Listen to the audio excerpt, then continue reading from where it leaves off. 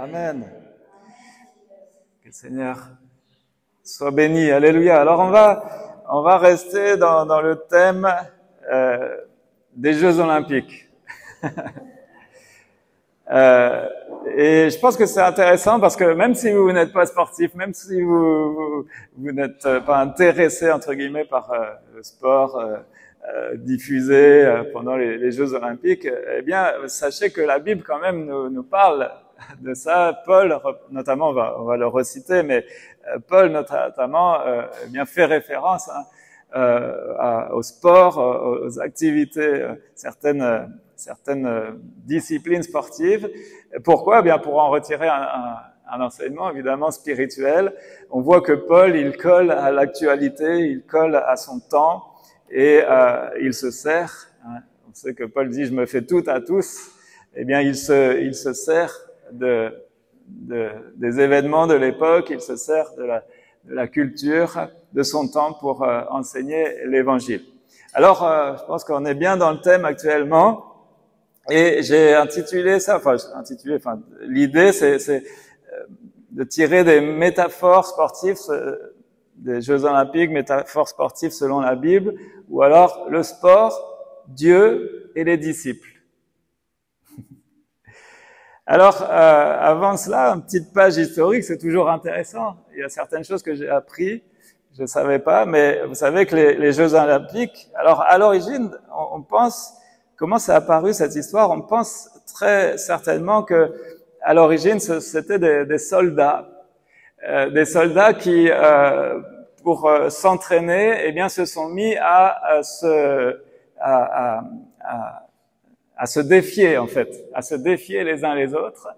Et ils ont commencé à inventer certaines épreuves pour se défier, et on pense que c'est là son origine. D'ailleurs, très souvent, si vous examinez les sports, il y a une très forte relation entre l'aspect sportif et l'aspect du combat, l'aspect militaire. Il y a de nombreuses disciplines sportives qui sont directement liées à la guerre. Le tir à l'arc, le tir à la carabine, il y a actuellement le javelot et même les autres, la course, comment dire, le saut à cheval et tout ça. C'est avant tout, au début, c'était parce que c'était des pratiques militaires en fait. Et puis ensuite, ça a été instauré au travers de jeux, au travers de pratiques sportives. Donc il y a très souvent la même métaphore entre une métaphore sportive et une métaphore militaire. Donc des soldats qui avaient besoin de s'entraîner, qui ont commencé à se défier, et puis c'est comme ça que certainement sont nés, ça a été l'embryon des Jeux Olympiques tels qu'on les connaît aujourd'hui. Les premiers Jeux Olympiques ont eu lieu dans la Grèce antique en 776 avant Jésus-Christ. C'est paru à Olympie, la ville d'Olympie, d'où le nom les Jeux Olympiques. Donc on sait que du temps de Jésus, du temps des disciples, ça avait lieu aussi. Hein. Et donc ces Jeux étaient en l'honneur de Zeus. Ils se déroulaient tous les 4 ans, une tradition qui a perduré pendant des siècles. Et les Jeux Olympiques antiques ont perduré pendant plus de 1000 ans, mais ont finalement été interdits en 393 après Jésus-Christ. Donc ça a démarré en 776 et puis se terminé en 393 après Jésus-Christ. Et ça, je ne savais pas. Ça a été interdit par l'empereur romain Théodose Ier, l'empereur romain Théodose Ier, dans le cadre de sa campagne pour imposer le christianisme et supprimer les rites païens. Vous voyez? Donc cet empereur romain qui veut imposer le christianisme et il veut supprimer les rites païens. Donc évidemment, on sait que à l'époque, c'était en l'honneur de Zeus, en l'honneur des dieux de l'Olympe, hein, et donc il a voulu supprimer toutes ces choses. Et puis ces Jeux Olympiques, vous le savez, ils ont été ressuscités dans une version moderne en 1896 à Athènes, sous l'impulsion de Pierre de Coubertin, marquant le début des Jeux Olympiques modernes que nous connaissons aujourd'hui. Alors, avant d'aller plus loin, on va regarder à certaines disciplines sportives.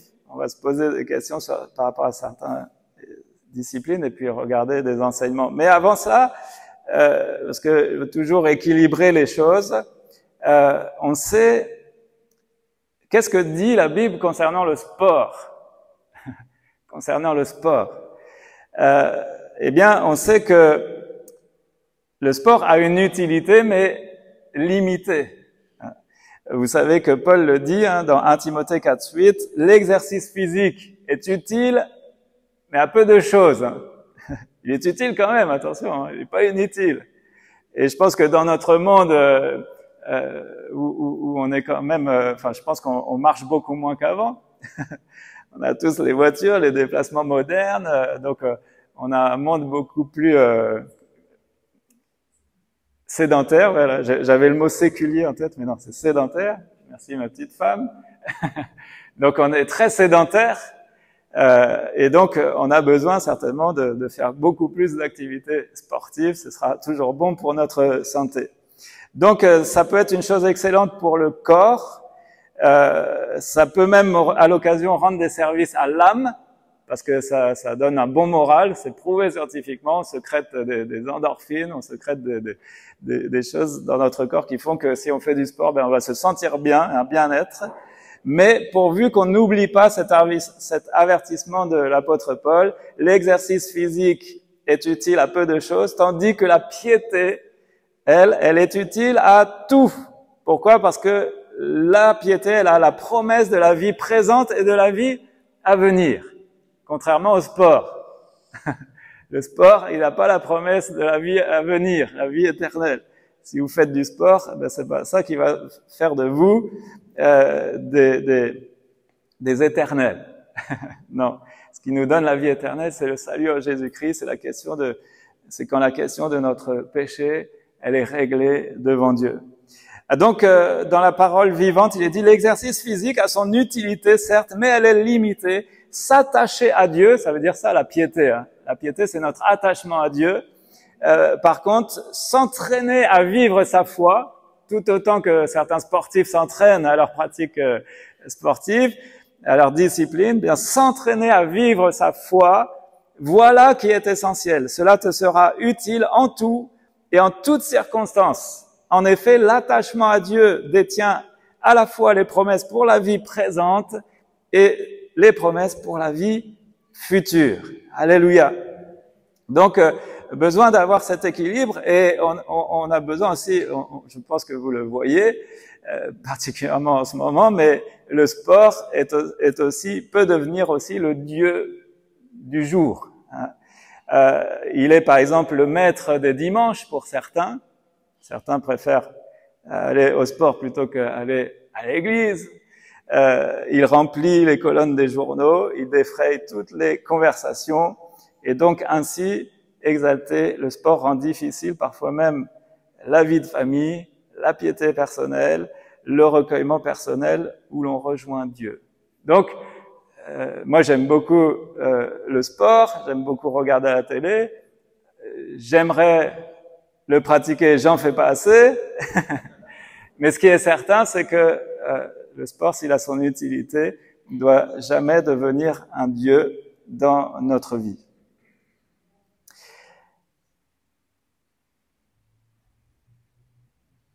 Voilà, je pense que c'est important de rappeler. D'ailleurs, j'ai aussi cherché autre chose dans la Bible. Je cherchais la notion de jeu dans la Bible. J'ouvre très rapidement la parenthèse, mais dans la Bible, il est très rarement fait mention du jeu. On parle des Jeux olympiques, mais on peut parler des jeux, comment on appelle ça? Je suis fatigué. Les jeux de société, merci. Les jeux de société, les jeux quels qu'ils soient. Est-ce que c'est bon, est-ce que c'est mauvais, est-ce que la Bible en parle, etc. Donc, en fait, très peu de mention de la notion de jeu dans les Écritures. Il y a qu'un verset qui le cite explicitement, c'est Zacharie chapitre 8, verset 5, de jeunes enfants, de jeunes garçons et de jeunes filles jouant dehors. Et de jeunes filles jouant dans les rues. Donc, ici, on voit que c'est une attitude normale pour des enfants. C'est une attitude normale de liberté, d'épanouissement que de s'adonner à certains jeux pour des jeunes enfants. Et on a le droit de demeurer des jeunes enfants. Mais je me suis posé la question, mais c'est bizarre, pourquoi est-ce qu'il y a si peu de mention du jeu, en fait, dans les Écritures? Alors, il est parlé des jeux sportifs. Ensuite, il est aussi évoqué certains jeux d'énigmes et de devinettes. Hein. Mais c'est très rarement explicitement parlé de jeux. Et pourquoi?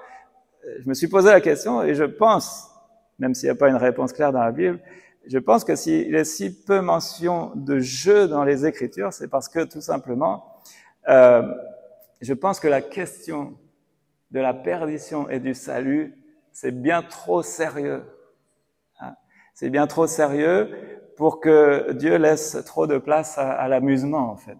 Je pense que Dieu n'est pas contre l'amusement. On voit Jésus le premier miracle qu'il a fait pendant des noces, a changé l'eau en vin. Donc Dieu est loin d'être contre les temps de réjouissance, de festivité, etc. Mais la question survolée dans les Écritures est quand même la question de notre salut. Et pour notre salut, on l'a chanté, on l'a partagé en prenant ce pain et ce vin. Pour ce salut, Dieu a dû payer le prix fort, ce sacrifice, cette ignominie de la croix. Hein. Donc c'est une affaire sérieuse quand même. Et l'amour de Dieu est si grand que voilà, il veut qu'on prenne au sérieux ces choses et pas qu'on prenne ça à la légère. Voilà une petite réflexion que je me suis faite. Ça vaudrait le coup c'est pas mon sujet, les jeux, mais ça peut être intéressant d'y réfléchir. Alors, ceci étant dit, profitons de la période des JO pour filer quelques réflexions sur le sport, sur Dieu et les disciples que nous sommes. Et même si vous n'êtes pas sportif, ou même si vous n'êtes pas un sportif de canapé, regardant le sport à la télé, eh bien, je pense qu'il faut toujours coller à son époque, se faire tout à tous. Et puis, si la Bible en parle, au travers des images sportives, ben, c'est intéressant de s'y attarder. Alors, j'ai essayé de chercher de quel sport il est parlé dans les Écritures. Et j'ai imaginé Dieu comme étant ce sportif. J'ai imaginé Jésus comme étant ce sportif. Et ensuite, le disciple que nous sommes comme étant ce sportif. La première discipline, c'est l'escrimeur ou l'épéiste. L'escrime, celui qui manie l'épée, le sabre, le fleuret. Il y a toutes sortes de... Je suis pas un spécialiste. Hier, on a eu une médaille d'argent en fleuret. Enfin, je sais pas si c'est fleuret, mais bref. En escrime. La Bible nous parle de Dieu qui sait manier l'épée. Notamment dans Ésaïe chapitre 27, verset 1er. Ésaïe 27, verset 1er. En ce jour, l'Éternel frappera de sa dure, grande et forte épée. Et qui il va frapper? Ben, le Léviathan, en fait. Le Léviathan, serpent fuyard, le Léviathan, serpent tortueux, et il tuera le monstre qui est dans la mer. Alors, ici, ça ressemble plus à une grande épée de chevalier plutôt qu'à une épée d'escrimeur. Mais Dieu sait manier l'épée. Évidemment, vous comprenez que la métaphore sportive et la métaphore militaire, elle est très, très proche. Hein. Donc ici, on voit que Dieu est décrit comme celui qui va frapper de l'épée. Et qui il frappe? Le Léviathan, le serpent fuyard. Cela nous parle évidemment de manière imagée, de manière prophétique. Cela nous parle de Satan. Cela nous parle du diable. C'est son ennemi. C'est son ennemi. Et Dieu ne se trompe pas d'ennemi, hein. Et celui qu'il veut frapper et terrasser, eh bien, c'est bien l'ennemi de nos âmes, c'est bien le diable, c'est bien ce serpent fuyard, ce serpent tortueux.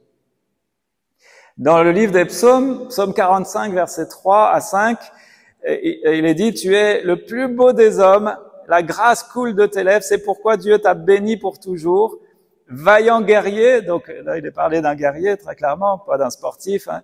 Mets ton épée au côté, signe de ta grandeur et de ta majesté. Et la suite dit, oui, de ta majesté, sois vainqueur monte sur ton char, défends la vérité, la douceur et la justice, et que ta main droite se signale par de merveilleux exploits. Voilà, donc métaphore militaire, métaphore sportive, on peut y voir les deux, mais il est parlé de ce vaillant combattant, en tout cas. Mets ton épée au côté, et qu'est-ce qu'il va signer du bout de son épée? C'est pas un Z comme Zorro, hein, mais qu'est-ce qu'il va signer? Signe de ta grandeur et de ta majesté. C'est beau quand même. Le Seigneur, il manie l'épée, notre Dieu sait manier l'épée, et ce qu'il veut signer, c'est sa grandeur et sa majesté. Oui, de ta majesté. Sois vainqueur, monte sur ton char. Et qu'est-ce qu'il défend avec cette épée? Eh bien, il défend la vérité, la douceur et la justice. Alléluia. Voilà comment Dieu manie l'épée. Et que ta main droite se signale par de merveilleux exploits. On sait que Dieu est un Dieu extraordinaire. Il fait des choses étonnantes, des choses merveilleuses, de merveilleux exploits. Ne serait-ce que par ce qu'il crée, etc., etc. Alors Dieu est dépeint ici comme un habile escrimeur. Donc on voit qu'il manie l'épée. Jésus aussi, je pense que vous le savez, vous avez déjà deviné. Il est dit dans le livre de l'Apocalypse que Jésus tenait dans sa main droite 7 étoiles de sa bouche. Alors lui, il manie l'épée de manière un peu particulière, parce que c'est de sa bouche que sortait une épée aiguë à 2 tranchants, et son visage était comme le soleil lorsqu'il brille dans toute sa force. Donc, une épée qui sort de la bouche de Jésus. Quelle est cette épée? On le sait, cela nous est décrit très clairement. Le fait que ça sort de sa bouche est une indication. Cette épée, c'est sa parole. Et cela est dit très clairement dans Hébreux chapitre 4 au verset 12. Hébreux 4 au verset 12. En effet, la parole de Dieu est vivante et efficace, plus tranchante que toute épée à 2 tranchants, pénétrante jusqu'à séparer âme et esprit, jointure et moelle. Elle juge les sentiments et les pensées du cœur. Amen. Donc l'épée de la parole de Dieu, on sait que Jésus lui-même pourrait être qualifié c'est lui qui est cette épée en fait de la parole. Il est le Verbe incarné, la parole faite chair. Donc cette parole, elle est vivante, elle est efficace, elle est tranchante, elle est puissante. Jésus sait manier l'épée de la parole. Alléluia. Et puis on sait que cette parole, elle a un pouvoir bien tranchant. Elle veut faire du tri dans notre cœur. Elle veut nous aider à juger, faire la part entre les sentiments, les pensées de notre cœur, les choses bonnes, les choses mauvaises. Et donc, on veut se laisser, on peut se laisser, entre guillemets, pénétrer par cette parole, par cette épée, que elle atteigne nos cœurs, non pas pour nous déchirer, nous tuer, mais pour nous communiquer la parole. La parole, elle est vivante, elle communique la vie. Hein. Alléluia, c'est une épée bien particulière quand même. Voilà Jésus en tant que escrimeur. Et puis, alors le disciple que nous sommes, bien nous aussi, on devrait savoir manier aussi l'épée. Dans Éphésiens 6, au verset 17, il est dit « Faites aussi bon accueil au casque du salut et l'épée de l'esprit ». Éphésiens 6, 17, c'est ce passage qui parle de la panoplie, hein, l'armure du chrétien, la panoplie du combattant, de la foi. Donc prenez aussi le casque du salut et l'épée de l'esprit, qui est la parole de Dieu. Donc là, c'est nous qui devons prendre cette épée, se saisir de cette épée. On doit apprendre à l'utiliser. Et vous savez que l'épée, il y a 2 manières. Il y a attaquer, puis il y a se défendre. Il y a des parades. Vous savez que Jésus, il a manié cette épée face au diable quand il a été tenté au désert. Eh bien, il a manié parfaitement l'épée de l'esprit. Il s'en est servi pour se défendre et contre-attaquer le diable. Alléluia. Donc nous aussi, on doit apprendre à manier cette épée. Et la Bible nous dit dans 2 Corinthiens 10 au verset 4 que les armes avec lesquelles nous combattons ne sont pas humaines, ne sont pas charnelles. Elles sont puissantes grâce à Dieu pour renverser des forteresses. Il est dit, nous renversons les raisonnements et tout obstacle qui s'élève avec orgueil contre la connaissance de Dieu. Et nous faisons toute pensée prisonnière, captive, pour qu'elle obéisse à Christ. Donc les armes que Dieu nous invite à utiliser, l'épée de l'esprit, l'épée de la parole de Dieu, eh bien on doit être capable de la manier avec agilité. Alléluia. Voilà, donc on doit aussi, nous aussi, nous inscrire à l'épreuve d'escrime pour combattre le bon combat de la foi. Amen. Allez, une autre discipline sportive, olympique, c'est le coureur. Le coureur. Il y en a qui aiment bien courir? Pas beaucoup, hein.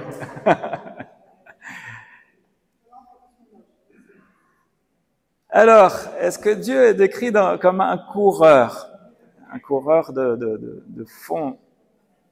Alors, la Bible parle, alors pas explicitement, mais dans le psaume 19, au verset 6, toujours des métaphores, tout ça, ce sont toutes sortes d'images. Psaume 19, au verset 6, il est dit, « Et le soleil, pareil à un époux qui sort de sa chambre, s'élance dans la course avec la joie d'un héros. » Donc là, il n'est pas parlé de manière explicite de Dieu, mais du soleil. Et on sait que Dieu, c'est le soleil de justice. Et donc, il s'élance dans sa course, le soleil, donc dans sa course, c'est-à-dire du lever jusqu'au soir. Eh bien, il s'élance dans sa course avec la joie d'un héros. Donc, on peut aussi penser que Dieu, eh bien, il s'élance aussi dans sa course à lui avec la joie d'un héros. Et d'ailleurs, bien souvent, on va le voir dans d'autres situations, on voit que Dieu, il se pose aussi parfois comme un entraîneur. Par exemple, il est dit dans le psaume 18, verset 34, il n'est pas dit ici que c'est Dieu qui court, mais il est dit que c'est Dieu qui m'entraîne à courir. Psaume 18, verset 34, « Il rend mes pieds aussi agiles que ceux des biches, et il me fait tenir debout sur les hauteurs. » Donc Dieu est comme un entraîneur sportif, et il entraîne ses disciples, il entraîne son poulain à courir.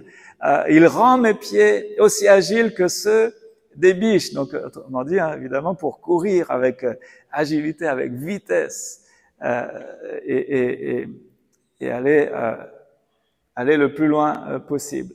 Donc, Dieu, s'il est un entraîneur, c'est parce que lui, il sait comment on doit s'y prendre aussi. Donc, pour qu'on puisse nous-mêmes être capables de courir. Alors, Jésus, est-ce que Jésus, je vous pose la question, est-ce que Jésus a couru?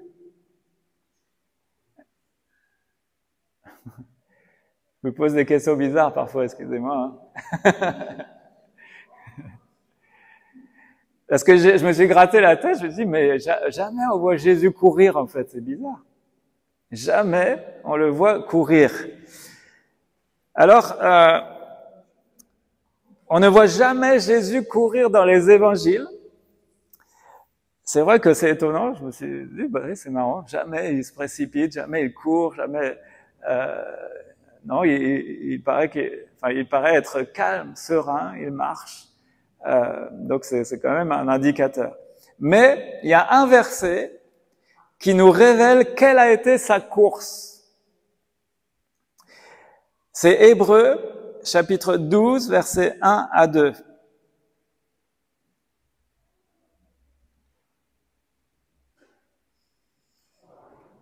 Alors regardez bien, il faut bien chercher, il faut creuser. Hébreux chapitre 12, versets 1 et 2. Nous donc aussi, puisque nous sommes environnés d'une si grande nuée de témoins, rejetons tout fardeau et le péché qui nous enveloppe si facilement, et courons avec persévérance dans la carrière qui nous est ouverte. Donc là, il n'a pas parlé de Jésus, il est parlé de nous, que nous on doit courir. Mais comment est-ce que nous, on doit courir? Regardez bien au verset 2. Ayant les regards sur Jésus, qui suscite la foi et l'amène à la perfection. En échange de la joie qui lui était réservée, il a souffert la croix, méprisé l'ignominie et s'est assis à la droite du trône de Dieu. Donc ici, toujours pour filer la métaphore sportive, Jésus, il est pour nous comme un lièvre. Vous savez ce que c'est un lièvre? Un lièvre, c'est quelqu'un qui va se mettre devant nous, qui va courir au devant de nous pour qu'on le suive, pour nous donner la cadence. Alors ça vient d'où l'expression un lièvre? Eh bien c'est les courses par exemple les courses de lévrier. Je ne sais pas si vous avez déjà vu les courses de lévrier. Ils envoient un lièvre, un leurre, et dans la tête du chien c'est comme un lièvre, et donc pour courir le plus vite possible. Et donc, il y a certaines disciplines sportives où parfois on met aussi un lièvre. Par exemple, en vélo, parfois il y a un lièvre. En bicyclette, là, en vélo moteur, voilà, il court devant. Vous regarderez, hein, vous découvrirez peut-être. Mais voilà, c'est pour donner une cadence, c'est pour donner un objectif, pour essayer d'aller le plus vite possible. Et donc là, il est dit que nous, on doit courir avec persévérance dans la carrière qui nous est ouverte. Mais comment? En ayant les regards fixés sur Jésus. Et il est dit que Jésus nous guide, nous entraîne, nous attire, nous motive à aller de l'avant. Et regardez bien ce qui est dit.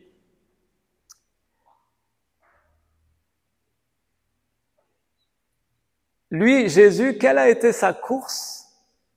Déjà, il avait le regard fixé, lui, sur un prix aussi. Une récompense, une médaille, une coupe. C'était quoi pour lui sa récompense? C'est en échange de la joie qui lui était réservée.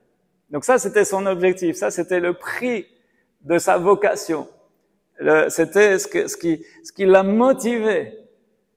Et en échange de ce prix, de la joie qui lui était réservée, quelle a été sa course? Eh bien, sa course, ça a été, il a souffert la croix, il a méprisé l'ignominie, il s'est assis à la droite du trône de Dieu. Et ça, c'était la course de Jésus. Et ici, dans Hébreux, il nous est dit que nous, on doit courir en fixant les regards sur Jésus. On doit courir à sa suite, dans cette même carrière. On doit accepter de souffrir la croix. Vous savez que Jésus nous dit de se charger nous-mêmes de notre croix. Donc ça veut dire accepter aussi le renoncement, les souffrances, le sacrifice, la consécration, etc., etc. Donc nous aussi, on doit souffrir la croix entre guillemets. Ça ne veut pas dire qu'on doit, au sens propre, être crucifié comme l'a été Jésus, mais on doit se charger de notre propre croix, notre propre mission, et avec tous les sacrifices que ça demande, on doit accepter tout comme Jésus l'a fait. Il a méprisé l'ignominie. Donc il a accepté d'être méprisé, abandonné des hommes, jugé comme un malfaiteur, moqué, torturé. Il a accepté tout cela. C'est pas toujours facile, mais on doit accepter que le monde nous rejette. Comme j'ai dit tout à l'heure, on n'était pas meilleurs auparavant, mais Dieu nous a fait grâce. Et on doit aimer comme Jésus a aimé. Et ceux qui se moquent, eh bien, on doit être capable de les aimer, de leur dire avec amour, mais comme on me l'a dit un jour à moi, Franck, tu ne devrais pas te moquer de Jésus comme tu le fais. Donc il a souffert la croix, méprisé l'ignominie, et il s'est assis à la droite du trône de Dieu. Et ça aussi, c'est la course. Il y a la gloire qui nous est réservée. Alléluia. Nous aussi, on s'assiera avec Christ sur son trône. C'est extraordinaire. C'est merveilleux. C'est tellement glorieux. C'est des choses qui nous dépassent. Mais voilà la carrière, voilà la course. Et voilà ce que je veux suivre. Voilà le lièvre, entre guillemets, la motivation qui doit nous entraîner à courir à courir cette belle course. Alors voilà, donc pour Jésus en tant que coureur. Et évidemment, le disciple, on le voit, on l'a déjà lu dans ce passage, mais il y a d'autres passages, et Paul en fait référence à plusieurs reprises. 1 Corinthiens 9, verset 24. Il est dit, ne savez-vous pas que ceux qui courent dans le stade courent tous, mais qu'un seul remporte le prix? Et il dit, courez de manière à le remporter, ce prix. Alors je voudrais vous dire, moi il y a quelque chose qui m'énerve, et d'ailleurs les sportifs, ça les agace aussi, les vrais sportifs. L'important c'est de participer. Non, ça c'est pas vrai, c'est faux ça. L'important c'est pas de participer. Il y a aucun sportif inscrit au JO qui va vous dire l'important c'est de participer. Non, l'important c'est de gagner. Alors, ça veut pas dire gagner par tous les moyens, hein, il faut respecter les règles, mais l'important c'est d'avoir les regards fixés sur le but. Et Paul à plusieurs reprises nous prend à la même image. Hein. Courez, pas l'important c'est de participer. Pas courez comme vous pouvez selon vos possibilités. Non. Dans cette course de la foi, on doit courir comme des champions olympiques. On doit courir de manière à remporter le prix. Et vous savez, c'est quoi ce prix? Le prix de la vocation céleste en Jésus-Christ. Hein. Alléluia. Donc, ça demande tout ça. Il y a toute une étude à faire. Je ne vais pas la faire aujourd'hui, mais ça demande de l'entraînement, ça demande de la discipline, ça demande de la motivation, voilà, et on doit courir de manière à remporter le prix. Philippiens 3, verset 13, frères et sœurs, je n'estime pas m'en être moi-même déjà emparé de ce prix. C'est Paul toujours qui parle. Mais je fais une chose, oubliant ce qui est en arrière et me portant vers ce qui est en avant, je cours vers le but. Et pourquoi est-ce qu'il court? Pour le plaisir de participer. Non. Je cours vers le but pour remporter le prix de l'appel céleste de Dieu en Jésus-Christ. Alléluia. Voilà comment nous devrions courir la course de la foi. Amen. Alors, même si on n'est pas sportif et même si on n'aime pas regarder le sport à la télé, bien on doit quand même s'intéresser à ces choses parce que c'est des indicateurs, c'est des conseils, c'est des motivations pour vivre notre foi. Je cours vers le but.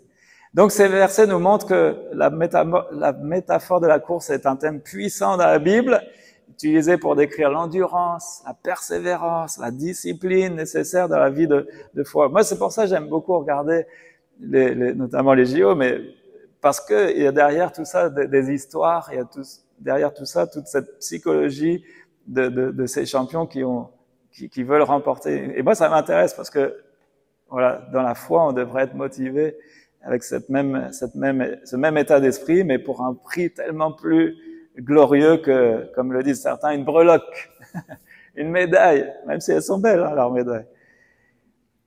Alors que ce soit pour Dieu, Jésus ou les croyants, la course symbolise notre parcours spirituel et notre dévouement à la mission divine. Allez, une autre discipline, le boxeur. Le boxeur. Le boxeur ou le combattant, le lutteur. On va même mettre les deux ensemble. Alors Dieu est décrit comme un combattant. En tout cas, là aussi plus comme un entraîneur de boxe ou de combat. Psaume 144, verset 1er. Béni soit l'Éternel, mon rocher, qui exerce mes mains pour le combat. Béni soit l'Éternel, mon rocher, qui exerce mes mains pour le combat, mes doigts pour la bataille.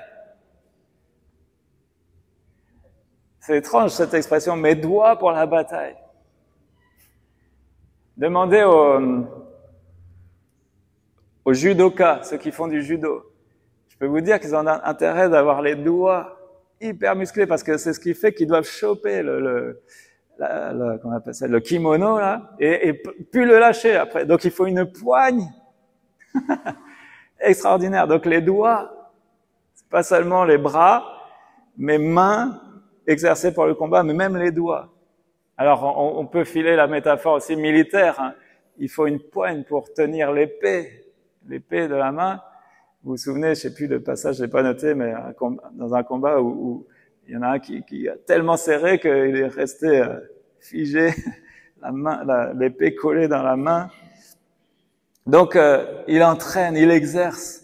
Et donc si Dieu est cet entraîneur, c'est que aussi il s'y connaît en la matière. Il s'y connaît en matière de combat. Il s'y connaît en matière d'adversité. Et il sait comment remporter la victoire. Il sait comment on doit combattre. Donc il exerce mes mains pour le combat, mes doigts pour la bataille. Alors ça c'est l'image pour Dieu. J'ai pas trouvé pour Jésus, même si Dieu, Jésus, on sait que ils sont un, n'est-ce pas? Mais j'ai pas trouvé, si ce n'est l'épisode où il se fait des fouets avec des cordes pour renverser les tables des changeurs, mais c'était pas un combat de boxe ici. D'ailleurs, il s'en prend pas à personne. Hein. Mais en tout cas, Paul, par contre, lui, il parle du boxeur.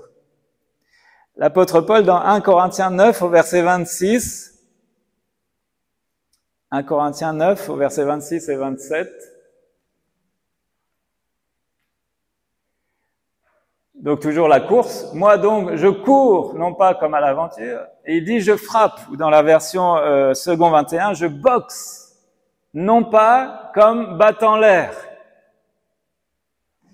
Donc, au contraire, il dit, je traite durement mon corps et je le discipline de peur d'être moi-même disqualifié après avoir prêché aux autres. Donc, métaphore de la boxe, du combat. Et il dit une chose intéressante, je boxe, mais pas pour donner des coups dans l'air. Il boxe, lui, c'est pourquoi? C'est pour donner un uppercut à l'adversaire, hein, et qu'il arrive bien là où ça va faire mal. Hein. Et c'est quoi l'ennemi, là encore? C'est quoi l'adversaire? C'est qui l'adversaire? Vous le savez, notre adversaire, c'est le diable. Hein. Et c'est contre cela que Paul combat, c'est contre lui que Paul combat. Il combat le bon combat à la foi. Il dit, on lutte pas contre la chair et le sang, mais contre des esprits de ténèbres dans les lieux célestes. Et donc, il file cette métaphore du boxeur. Je cours, mais aussi je boxe, et non pas dans l'air. Non pas pour battre l'air. Et c'est là que c'est intéressant d'écouter certaines interviews, hein, certains reportages. Pour ça, Paul, il dit, je traite durement mon corps. Donc même lui, en tant que disciple, même je ne sais pas s'il faisait du sport proprement parlé, mais en tout cas, dans sa discipline spirituelle, il traite durement son corps. Je le discipline. Et c'est quoi sa crainte? De peur d'être moi-même disqualifié après avoir prêché aux autres. Le combat dont Paul parle, c'est la prédication de l'évangile. Il prend ça vraiment comme un combat. Et parfois, je peux vous assurer, pour ceux qui prêchent, ils le savent, pour ceux qui apportent parfois même une leçon aux enfants aux écoles du dimanche, on le sait qu'il y a des combats parfois, on le sent, c'est palpable. Il y a besoin de discipline, il y a besoin d'endurance. Et puis il dit cela, il dit j'ai peur d'être disqualifié. Donc il a peur de perdre le combat, et c'est pour ça qu'il a besoin de s'entraîner. Et il veut pas boxer pour battre l'air, mais pour battre son ennemi, le diable. Donc le combat dont Paul parle, c'est ce combat de la prédication de l'évangile. Le message de l'évangile qui doit se répandre, qui doit être diffusé et qui doit atteindre les cœurs. Hein? Mais il y a un adversaire qui veut empêcher cela, qui veut empêcher l'évangile de se répandre. Et donc, c'est un vrai combat spirituel, cette affaire-là. Hein? Nous aussi combattons de toutes nos forces pour ne pas être empêchés. Parfois, c'est la timidité qu'on va devoir combattre. C'est le silence, alors que Dieu voudrait qu'on parle. qu'on témoigne, qu'on ose. Voilà, parfois c'est des vrais combats dans le cœur. Hein. On se fait tout un film, parfois on imagine des choses qui sont fausses, des fausses croyances. Et pour ça, on a besoin d'aller de l'avant, voilà, de pas avoir peur et de se motiver pour prêcher, pour témoigner. On n'est pas tous des prédicateurs, mais en tout cas tous des témoins, ça c'est sûr.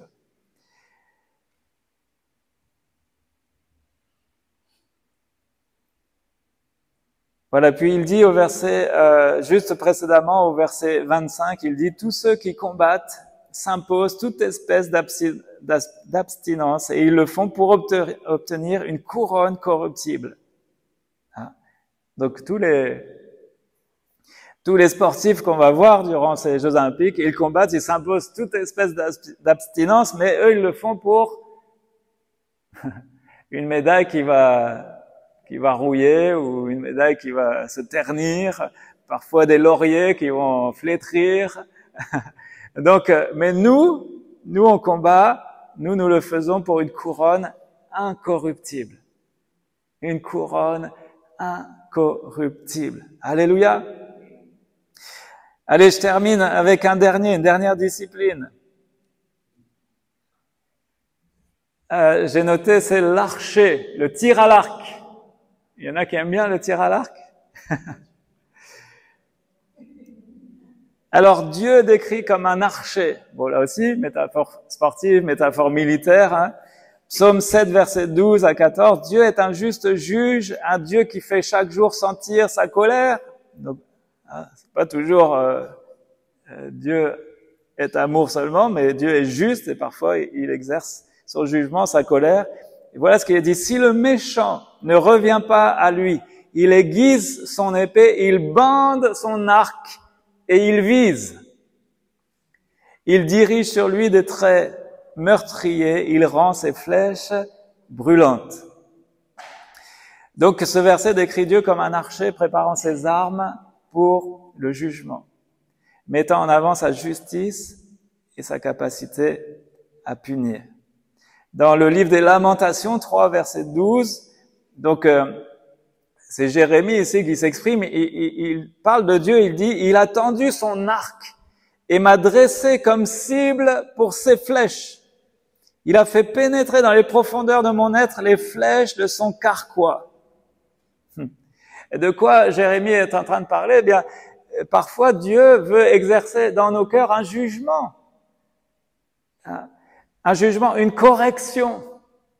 Et parfois, on a besoin d'être atteint en plein cœur par une flèche de Dieu. Là aussi, une métaphore un peu de sa parole qui va atteindre nos cœurs, nos consciences, pour que, justement, on se détourne de nos mauvaises voies et qu'on obtienne la grâce et qu'on emprunte maintenant le bon chemin, les bonnes décisions, les choses qui vont plaire, qui vont glorifier le Seigneur. Et donc, là, Jérémie, il dit, voilà, à un moment donné, c'est comme s'il a été touché par une flèche du Seigneur qui a pénétré les profondeurs de mon être. Donc, je pense que le Seigneur, lui, il vise bien. Lui, il touche en plein dans le mille à chaque fois. Je pense pas qu'il y a beaucoup de tirs qui soient à côté. Alléluia. Habakkuk 3, verset 9. Ton arc est mis à nu, tes traits sont les serments que tu as prononcés. Tes flèches sont les serments, ou dans certaines traductions, les malédictions sont les traits de ta parole. Donc là, c'est encore une fois l'idée de jugement, hein, de jugement. Donc les traits, les flèches que Dieu envoie, ce sont des paroles parfois qui sont des paroles de jugement. Non pas de condamnation, mais il veut que dans notre cœur, dans notre conscience, on puisse juger, comme il dit de la parole, qu'elle doit juger les sentiments et les pensées de notre âme. Bien, Dieu veut faire tout ce travail dans nos cœurs, dans nos consciences. Donc, le pouvoir de sa parole et de son jugement, avec l'image de l'arc et des flèches. Jésus lui aussi, il y a l'image de l'archer dans le livre de l'Apocalypse. Apocalypse 6, verset 2, je regardais, Apocalypse 6, verset 2, je regardais et je vis apparaître un cheval blanc. Celui qui le montait avait un arc. Une couronne lui fut donnée et il partit en vainqueur pour remporter la victoire. Donc là, un cavalier et il a un arc. Donc ce verset mentionne pas Jésus directement, mais on sait que c'est une manière imagée qu'il s'agit de lui. Image de Christ en tant que conquérant. L'arc symbolise sa puissance et son autorité. Et puis le chrétien, le disciple, est l'image de l'archer. Alors là, il y a un verset qui m'a fait rire, mais c'est dans le psaume 127 au verset 4 et 5, où il est parlé de certaines flèches que Dieu nous a données à nous. Et vous savez, c'est quoi ces flèches? Lisez avec moi. Psaume 127, verset 4. Heureux l'homme, alors, comme les flèches dans la main d'un guerrier, ainsi sont les fils de la jeunesse. Heureux l'homme qui en a rempli son carquois. Ils ne seront pas confus quand ils parleront avec des ennemis à la porte. Donc, il est parlé ici de nos enfants. Nos enfants sont comme des flèches dans notre carquois. Et plus on en a, c'est pas moi qui l'ai dit, c'est la parole de Dieu. Plus on en a, mieux c'est, semble-t-il. Heureux est l'homme dont le carquois en est rempli. Alors, je sais qu'il y a des familles nombreuses qui ont bien travaillé, et certainement que c'est une bénédiction. En tout cas, l'image de la flèche ici, pour nos enfants, ça indique une chose, c'est que nos enfants sont appelés à aller plus loin que nous, à atteindre des choses que nous n'aurons pas atteint. Et on comprend ici du coup le fait que plus on a de flèches, eh bien plus il y a de possibilités. Et si le Seigneur évidemment fait la grâce que nos enfants se donnent à Dieu et servent le Seigneur, eh bien Dieu pourra se servir d'eux comme autant de flèches pour atteindre, pour répandre l'évangile. Alléluia. Donc, l'image des enfants comme des flèches dans le carquois d'un archer, ça représente donc la force, mais aussi l'héritage d'une famille pieuse, d'une famille qui servira le Seigneur. Donc, on doit manier aussi l'archer. On doit manier la parole, c'est la même image que l'épée, et on doit aussi veiller sur nos enfants. Et puis, dans cette métaphore de l'archer, on doit se souvenir aussi qu'il y a un autre archer. Il y en a un autre qui décoche ses flèches. Vous aurez deviné, c'est le diable, là encore. Il est dit dans Éphésiens 6, verset 16, « Prenez en toutes circonstances le bouclier de la foi avec lequel vous pourrez éteindre toutes les flèches enflammées du malin, du mal. » Donc, là encore, les flèches enflammées, donc on voit que le diable aussi, c'est un archer. Et qu'est-ce qu'il vise? Eh bien, il vise tout ce qui appartient à Dieu, tout ce qui est de Dieu, tout ce qui vient de Dieu. Et nous, qui sommes ses enfants, on est les premières cibles. Donc, on a besoin aussi d'apprendre à se défendre contre tous les traits enflammés du malin. Et pour ça, le Seigneur nous donne la foi, la confiance dans le Seigneur. Nous réfugier toujours dans sa parole, dans l'obéissance, dans la soumission. Et c'est ce qui va nous garder pour éteindre tous les traits enflammés du malin. Alléluia. Voilà, je vais terminer. Je vais pas être long, hein, c'est un seul verset, mais je vais terminer par une dernière discipline. Alors on aurait pu parler du javelot, il est parlé dans la Bible aussi du javelot, mais de manière succincte. On aurait pu parler de cavalier. Jésus, on l'a lu, il est décrit comme le cavalier blanc dans l'Apocalypse, donc métaphore guerrière là aussi. Mais je vais terminer par une dernière discipline, très rapidement, mais quand même intéressant pour le souligner. C'est le nageur. Le nageur. Il y en a qui aiment bien, qui préfèrent ça. Vous savez qu'il y a eu tout un débat autour de la discipline de la nage dans la Seine. Ça, vous aurez pas, je pense que vous n'êtes pas passé à côté, à cause de la pollution et tout ça. Est-ce que vous savez que le Seigneur nous invite à nager en pleine eau? Le Seigneur nous encourage à aussi une image spirituelle derrière tout cela, hein, mais on doit savoir nager en pleine eau. Pas seulement être des nageurs de bassin, mais on doit se laisser entraîner. Vous connaissez ce passage, c'est dans Ézéchiel, chapitre 47, verset 5, où au début, eh bien, il y a l'ange qui montre à Ézéchiel qu'il l'invite à marcher, à s'avancer dans ce fleuve. Au début, il a de l'eau jusqu'aux chevilles, ensuite jusqu'aux genoux, ensuite jusqu'à la taille, et puis il est dit dans Ézéchiel 47, verset 5, il a mesuré encore 500 mètres. C'était devenu un torrent que j'étais incapable de traverser, car l'eau était si profonde qu'il fallait y nager. C'était un torrent qu'on ne pouvait pas traverser. Tout cela nous parle d'une chose, vous le savez, c'est la vie de l'esprit.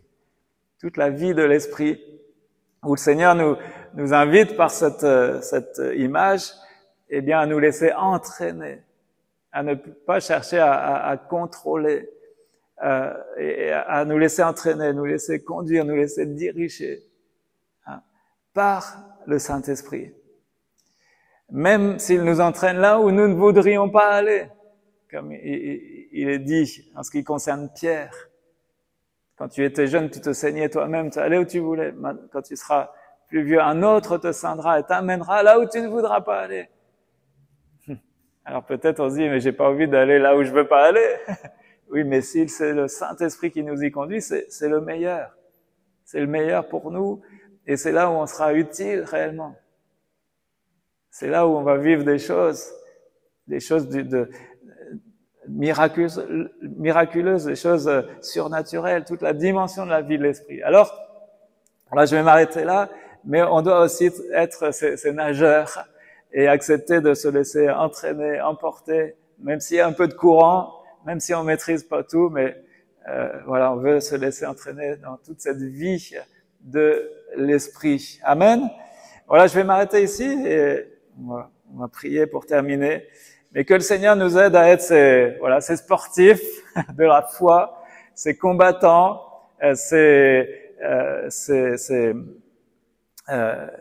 voilà, qu'on soit motivés parce qu'au bout il y a la médaille, au bout il y a le prix, la vocation céleste. Donc toute cette vie spirituelle doit vraiment nous motiver, mais aussi avec beaucoup de discipline.